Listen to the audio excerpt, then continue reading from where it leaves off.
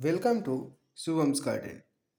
জানুয়ারি শেষ হয়ে ফেব্রুয়ারি পড়তে চললো, কিন্তু এই পিটুনিয়া গাছ থেকে যদি মার্চ মাস পর্যন্ত অনবরত ফুল পেতে যাও, তবে কয়েকটি টিপস এবং কয়েকটি খাবার অবশ্যই প্রয়োগ করো।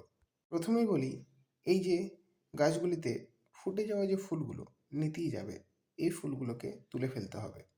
সিড পট সমেত এই ফুলগুলোকে অবশ্যই ছেটে ফেলতে হবে সময় সময়।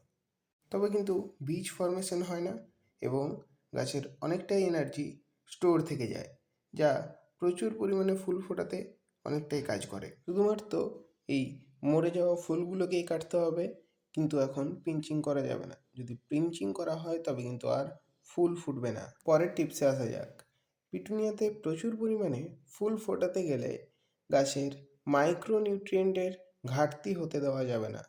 যাতে ভরপুর মাইক্রোনিউট্রিয়েন্ট পায়, তাই আমি ঘরোয়া উৎস হিসেবে এই খাবারটি গাছগুলিতে প্রতি সপ্তাহে 2 দিন করে দিয়ে থাকি।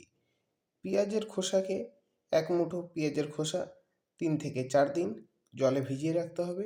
3 থেকে 4 দিন পর জলের রং এভাবে লালচে হয়ে যাবে। এরপর এই জলটিকে ছেঁকে নিতে হবে এবং এই জলের সাথে আরও 3 থেকে 4 লিটার জল অ্যাড করতে হবে। তারপর ওই জলটিকে গাছের টবের মাটিতে ড্রেঞ্চিং করাতে হবে।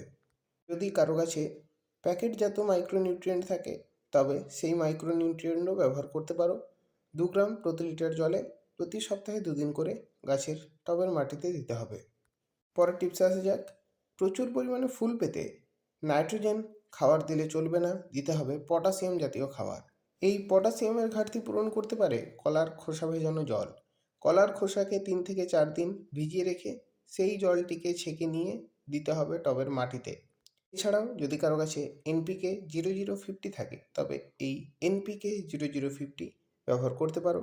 এতে 0 ভাগ নাইট্রোজেন, 0 ভাগ ফসফেট এবং 50 ভাগ পটাশিয়াম থাকে, যা ফুল ফোটাতে গুরুত্বপূর্ণ ভূমিকা পালন করে।